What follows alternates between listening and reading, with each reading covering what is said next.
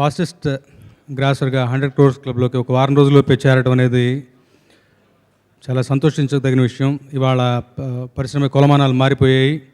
మారుతున్న కొలమానాలకు అనుగుణంగా మా జనతా గ్యారేజ్ సినిమా ఆ క్లబ్లోకి చేరటం, సో నాకు ఇష్టమైనటువంటి మా తారక్ గారి సినిమా అది, మా కొట్టాల శివ గారి సినిమా అది.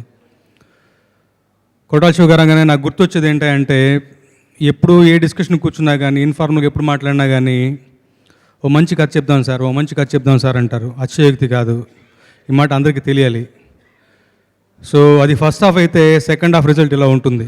సో అలాంటి ఒక దృక్పథంలో, ఒక కన్విక్షన్తో, ఒక సంకల్పంతో ఉన్నటువంటి మనిషి ఎలాంటి సినిమా తీస్తారు, ఇన్స్పైట్ ఆఫ్ ఏమంటాం తేడాగా ఉన్న ఫస్ట్ రోజు మాటల్ని కూడా అధిగమించి పబ్లిక్ అంతగా ఎంబ్రేస్ చేసుకున్నారు, అంతగా గుంటెకి హత్తుకున్నారు, మన సినిమా అనుకున్నారు.